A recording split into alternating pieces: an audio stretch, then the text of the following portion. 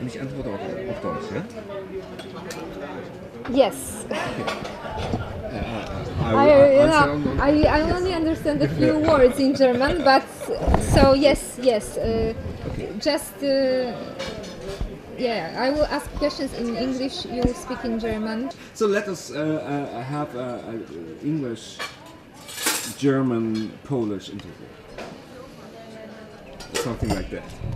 Dzień dobry Państwu, Kaja Bryzla, Racjonalista.tv, prosto z Aten, gdzie mam przyjemność spotkać się z Michałem Schmidtem Salomonem, znanym Państwu autorem kilku już książek wydanych na polskim rynku, m.in. Humanizmu ewolucyjnego, Poza dobrem i złem i o tym, jak Jerzyk z Prosiaczkiem Boga szukali i co z tego wynikło.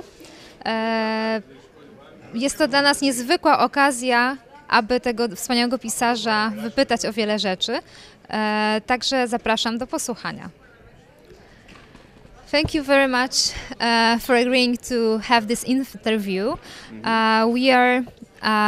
You actually have a lot of fans in Poland.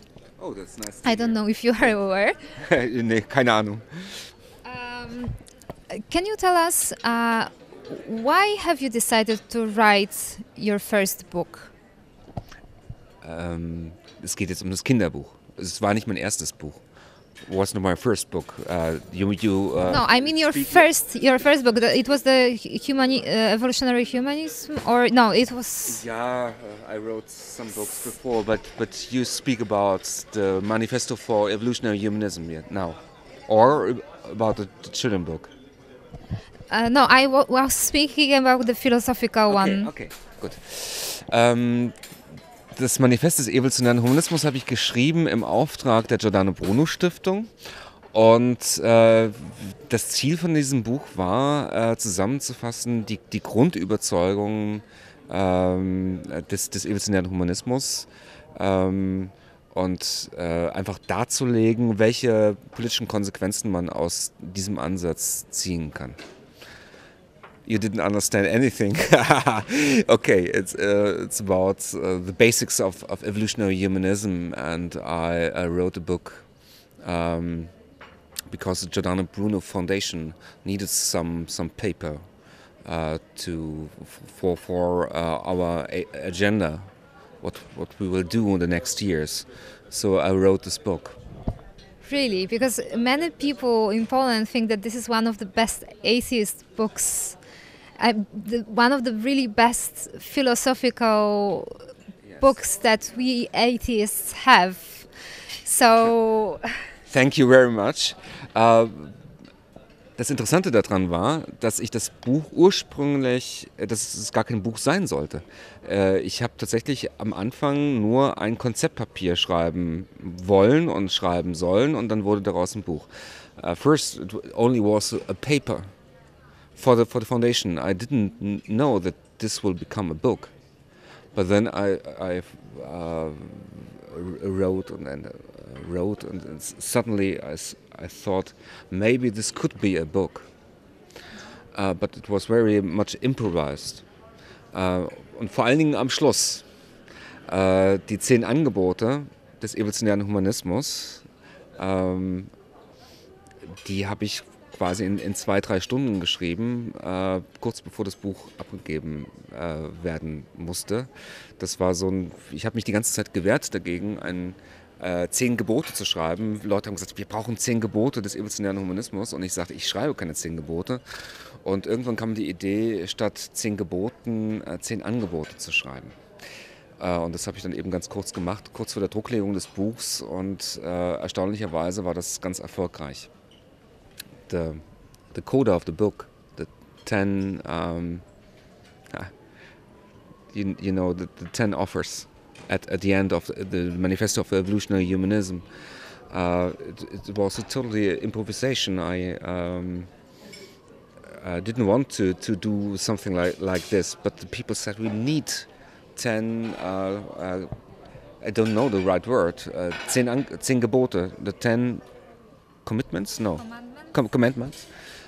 They said you must write something like that. And I said, I don't write anything like this. And then I had the idea. And in Germany, in German language, you have this near association between Gebote und Angebote, offers and commandments.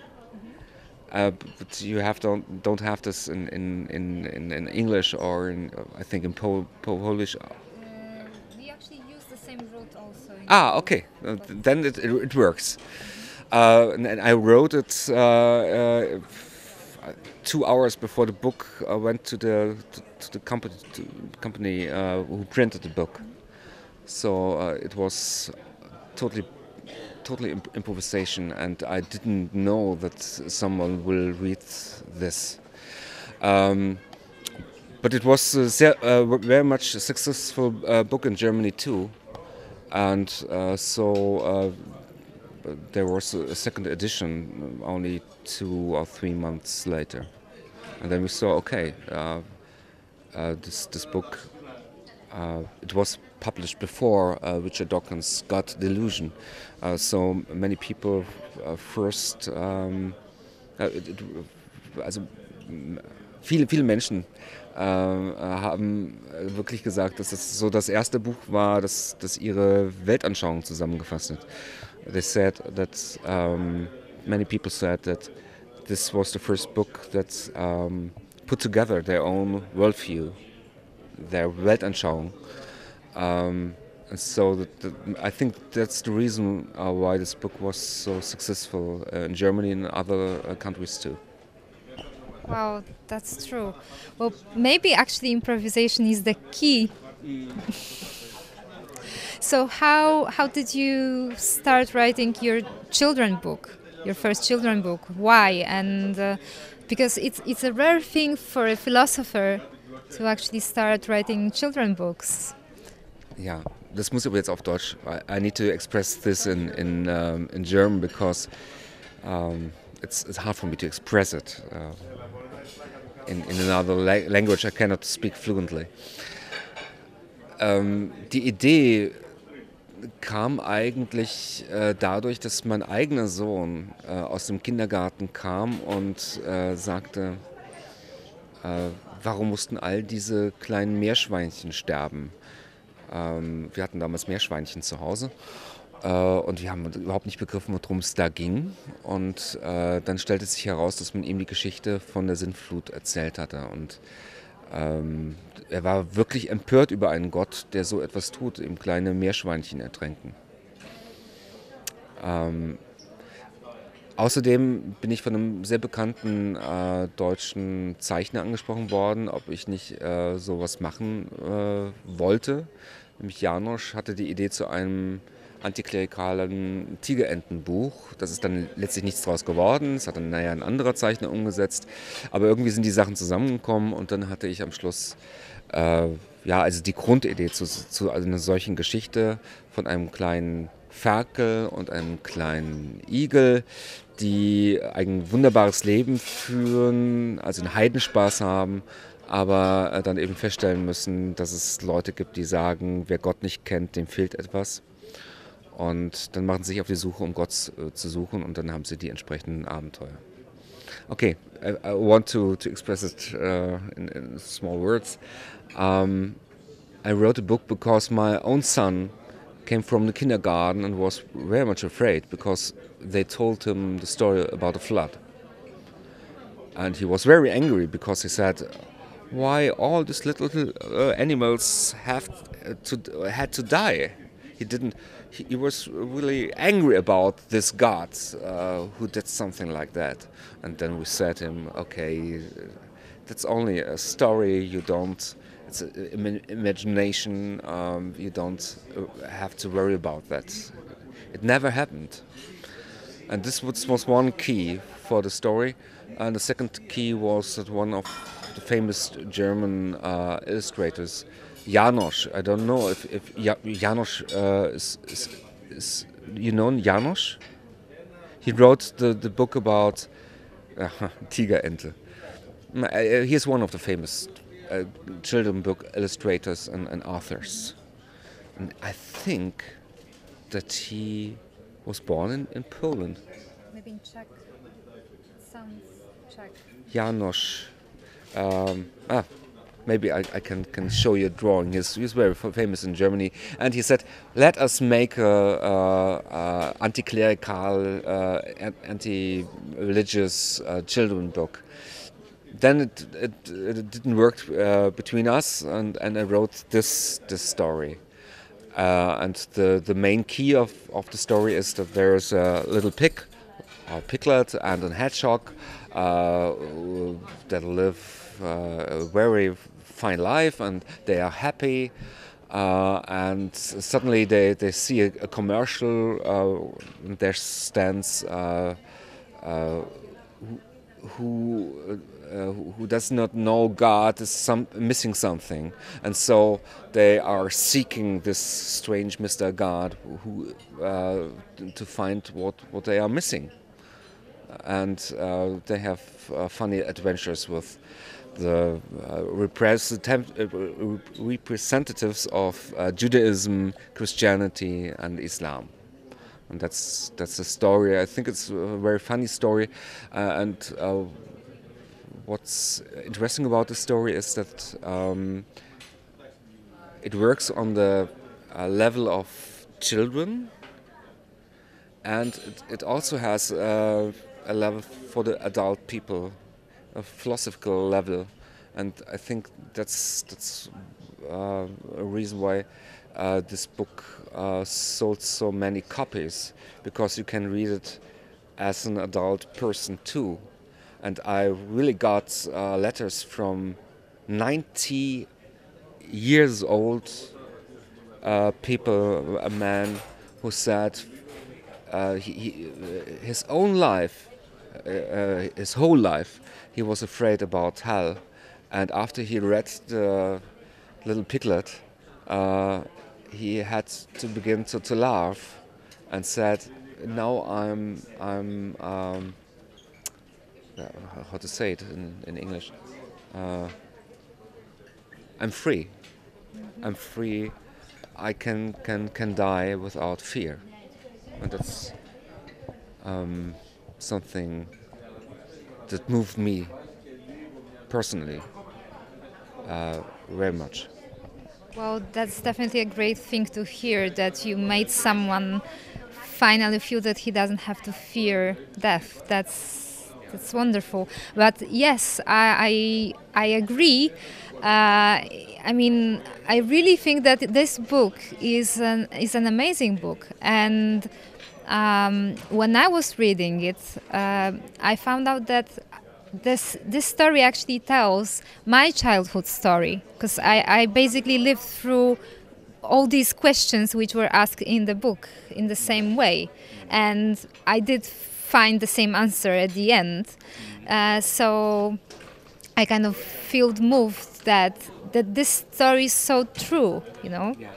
But what I really love about this book most is that I don't know how you've managed to do that, but you really did achieve at the end this effect of catharsis, which you have in the ancient literature, which, being now in Athens, actually reminds me of even more. It really does free mind somehow, and especially if someone was not brave enough before to ask these questions and to draw conclusions from these questions, then after reading this book, I'm sure that they can finally do that. And I'm sure that you will actually set many people free thanks to that very small, very short book, but so beautiful and so precise. Maybe we should talk about the reactions to this book, because that's an own story. The Little Piglet was very successful in Germany. It was published in, I think, October 2007. And it was, you can see it on Amazon. There are these categories. And there's one category that's called religious children books. And the little Piglet was number one in October, in November, and in December, in Christmas time. And the churches were very much offended by this, because they wanted to have a religious book in this category, number one. And so they tried everything to ban the book. So they tried to use the blasphemy laws, yes, but it doesn't work. Then the Minister of Family, Ursula von der Leyen, now she is Minister of Defense in Germany. We have laws to protect youth and kids from literature or media that are not fit for children and younger persons. So they tried to make this with this book, and there's a council who decides, is this a book that should be banned for children and for all people under 18 years. And so there was a danger that the little Piglet, the book, could have been the first children book for people over 18 years. And we had very much luck that we won this decision. There were only a few voices more for us. Then maybe they would have banned it. I think that this was no English sentence, but you will translate it in Polish language. So that's the point. We had very much luck. Otherwise, the book you couldn't get the book, or only in a sex shop. A children's book in a sex shop. It's strange, but we had luck. Maybe God exists and he's an atheist. He doesn't believe in himself. But we had very much luck, and so the book is on the market, and now translated, I think, in 12 languages, and even in Poland. That's I think there are 3 books of mine in Poland now, Beyond Good and Evil, and the Manifesto of Evolutionary Humanism, and Little Piglet. Okay. So, what is the book that you have been writing recently? I wrote 2 books in the last years. One is called, you can translate it in English, and the right way is called Hoffnung Mensch. It's Hope of Humanity. I would translate it in Humanity We Trust. We also produced a film with the same title. It's a big book. I wrote a book before with the title No Power to the Dumb, or to the Fools. It's something like ein Menschheitsverriss. And in Humanity We Trust is a book that argues for humanism. Humanism means that we believe in humanity and in the possibility of development of mankind. And it's a very big book I wrote about this belief in humanity. And then I wrote a book about self-determination at the end of life. We have now a big discussion about assisted suicide in Germany, and I wrote one of the main books about this theme, together with a doctor who helped 300 persons to die. And now And this year there will I will publish together with an illustrator a book about evolution for children. It's called Big Family: The Fantastic Journey into the Past, and it describes evolution as the family history of this child reading the book.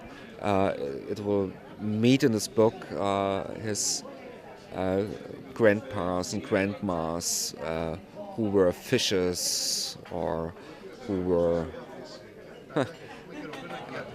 clearly apes, but bacterias. And I think it's a new way to tell the story of evolution. It's a funny book, and it's a book that I think every girl and boy will enjoy. I know that I would have been glad to have a book like this, and it has wonderful illustrations by a Munich illustrator called Anne-Barbara Kindler. It's it's wonderful. It's really a book you want to watch because it's so good illustrated. I think the text is okay, but the illustrations are even better. Wow, hard to believe that illustrations can be even better. But let's see and wait then. It must be a great feeling to write the kind of book you would like to have read when you were a child yourself. Is this the same thing that also happened with your previous books somehow? Do you think this is the approach for your approach to writing, or what is normally your like the goal that you have when you write?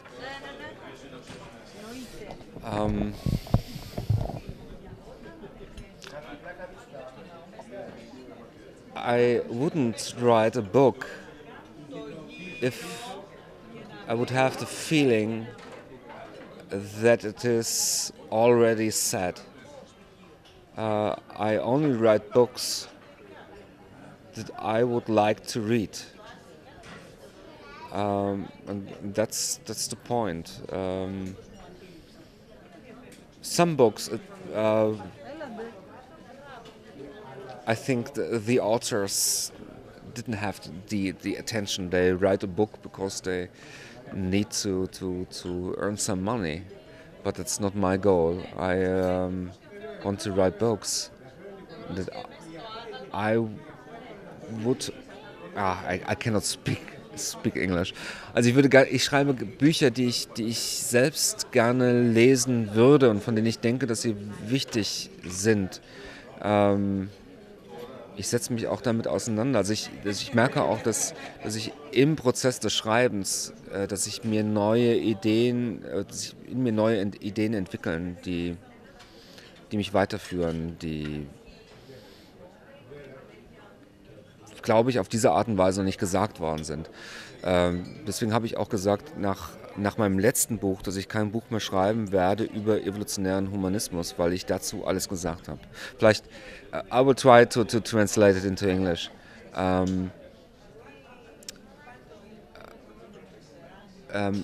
After my last book about the philosophy of evolutionary humanism, called Hoffnung Mensch, I think it's a very important book for me. I said I will not write any new book about the philosophy of evolutionary humanism because I have said everything I can say about this theme, and it's built like a symphony. The Manifesto of Evolutionary Humanism, it was like the first movement of the symphony, and then you have the Adagio. That's beyond good and evil. Then I wrote a scherzo. That's no power to the foods or to the dump. And the last movement is Hoffnung Mensch. That's in humanity we trust. And now I have said everything I can say about the philosophy of evolutionary humanism. Now, I will not write a new book or another book about this theme. Now I will do something else. I wrote a book about assistance or assisted suicide, because that's a special theme. It's not this whole overview about the world. The manifesto and the other three books are very much general. But I have said everything I can say about this themes now, so I will not make any Wiederholungen, returns. Oh, no, returns not the right word. If you, it's the right word. Okay. Because I think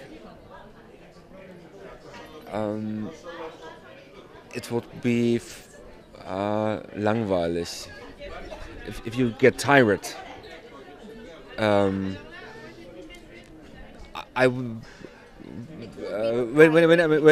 I'm writing, there must be attention, and I know that I cannot write a new book about evolutionary humanism in general as a philosophy with tension, because I have said anything about this. So I have to do other things, and so I wrote this book about self-determination at life end, and this book about evolution. And maybe I will write some other books, but I will not write any book in this kind of the Manifesto of Evolutionary Humanism anymore. That's my goal. I think that's my point now. Unless you will discover something new. Yes.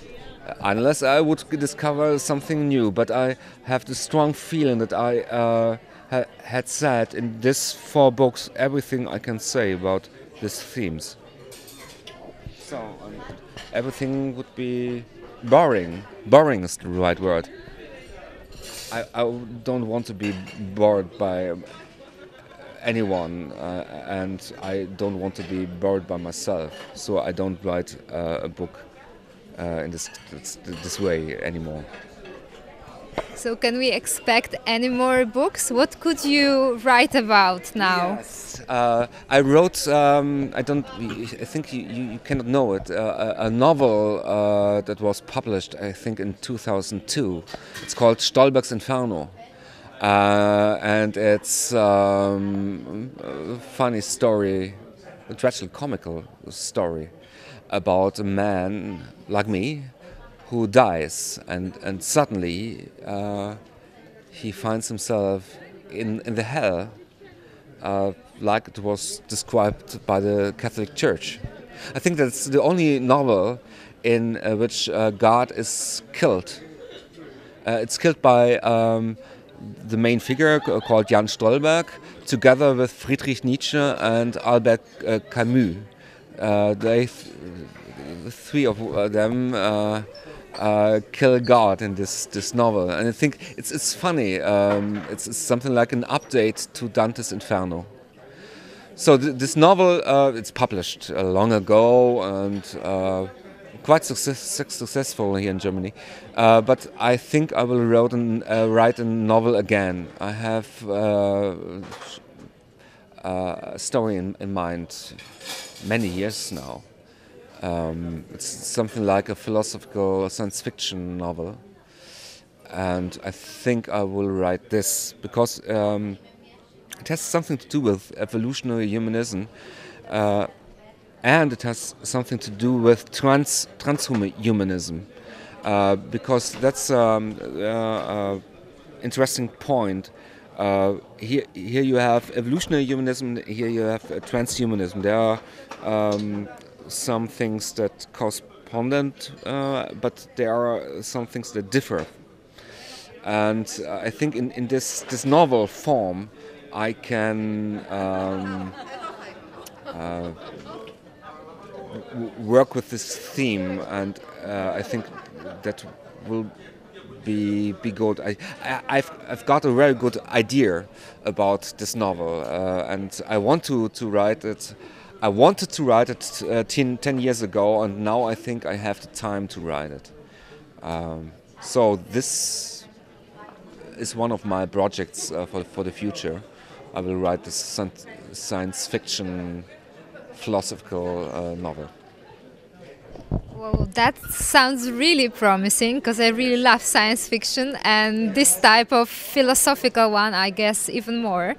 So I haven't read the other one. I would need to wait for someone to translate. Is it translated to other languages? Because it's not translated to Polish, but what about English, for example? I think Stolberg's Inferno is not translated into any other language, I think. I don't have the overview, but I think it's not translated.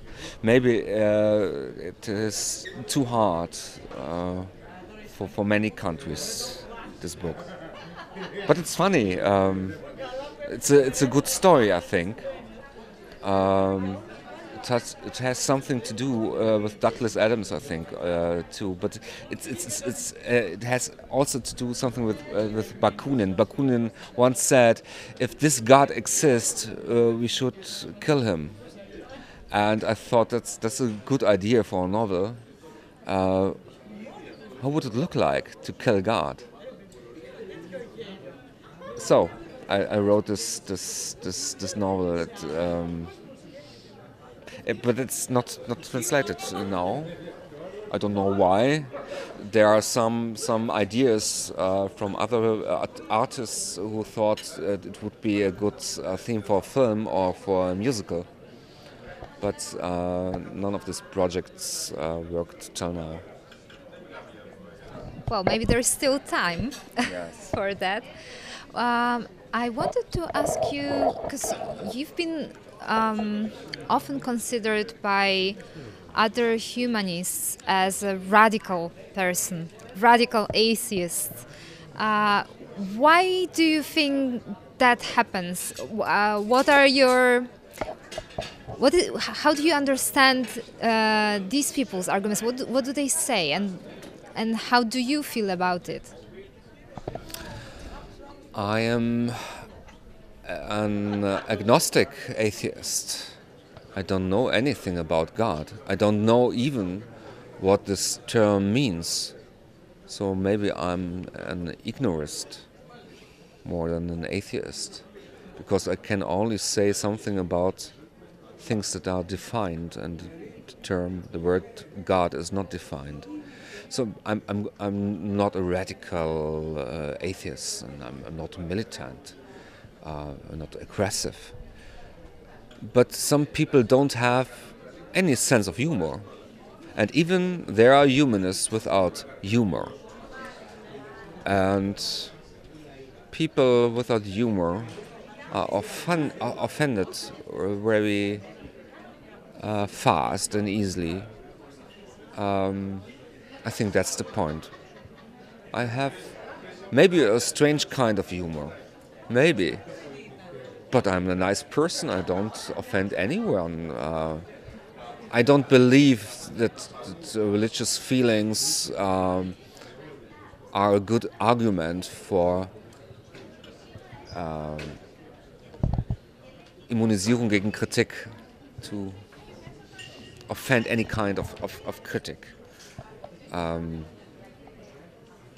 So I think it's a good job to disturb some kinds of limited thinking that we maybe call or that will maybe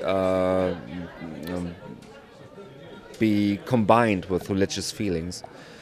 And if you have a sense of humor, you have to make jokes about religion, because there you have this big difference between what they say and what they do, and zwischen Anschein und Wirklichkeit. Und das ist der Sinn, das ist der Wesen des Humors, ja, dass man diese Differenz aufzeigt, die dazwischen liegt. Ja, das ist komisch. Und wer irgendwie mit ein bisschen Humor an die Welt rangeht, der kann gar nicht anders als über bestimmte Formen von Religion lachen. Und es ist kein gutes Zeichen, wenn man da nicht mitlachen kann als religiöser Mensch. Also religious people who cannot laugh about their religion have a problem. Not the people who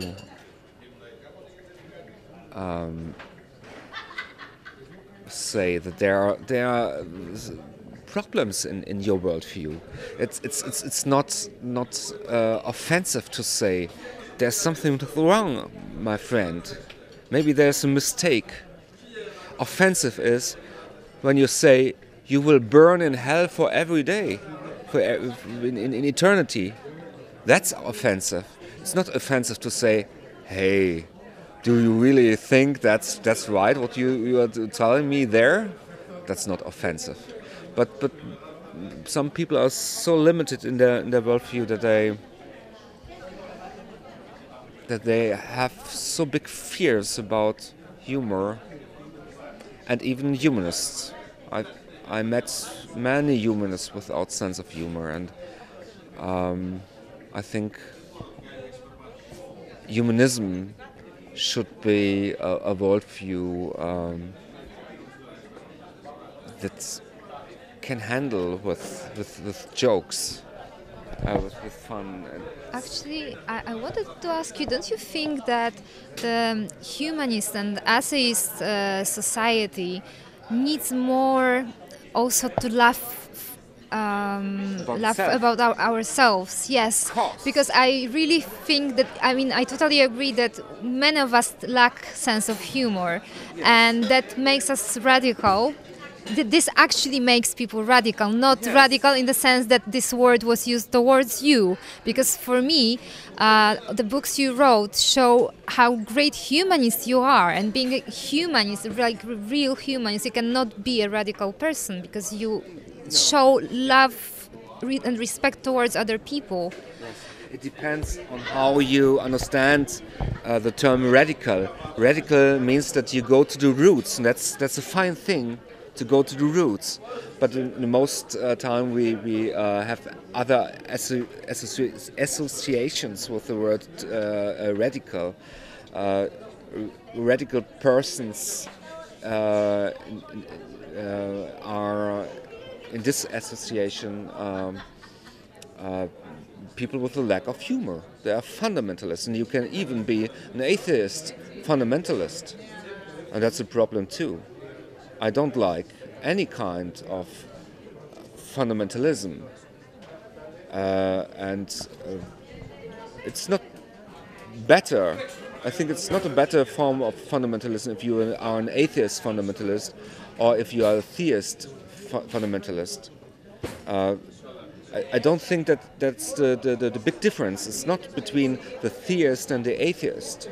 It's between people who have a dogmatic worldview and people who are able to let wrong ideas die before people have to die for wrong ideas. And you can, I think you can only you are only able to let wrong ideas die if you have a sense of humor. I think that's two things that we must put together: humor and critical rationalism. You have to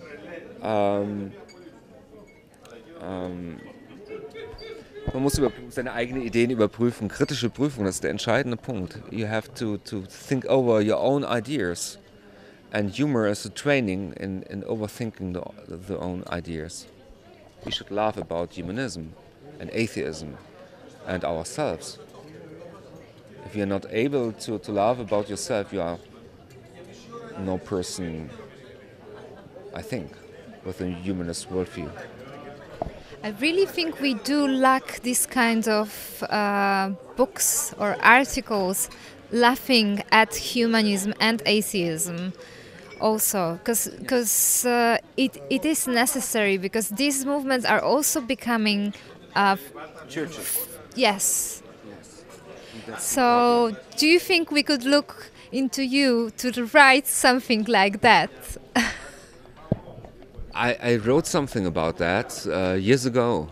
I wrote something like a criminal history of atheism, and I made an issue of a magazine with Stalin with a halo to show that's not the way we want to go. But maybe I will write something about that in future again, because I don't like atheists and humanists who behave as they were priests. That's not the way we should develop our ideas. We must be fresh in the future, so we have to think over everything we say. And in some of my books, at the end, there are something like, I say to the reader, don't believe in anything I wrote in this book. My books are full of mistakes, and don't hold it too serious. We all should not be too serious about ourselves. We should laugh about this, because we have so many mistakes, and there's nothing to be proud of, because we are only naked apes. That's everything. It's not more. We don't have the possibility to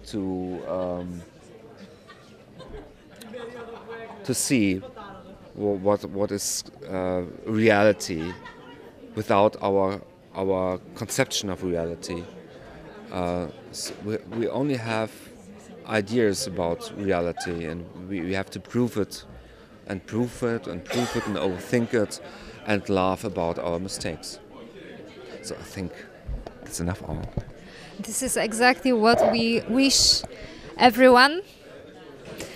Thank you very much for this wonderful talk, and I think I really need to learn German. Ja, ich muss Englisch lernen. I have to learn English, but you know, we have these difficulties. Thank you very much. Thank you.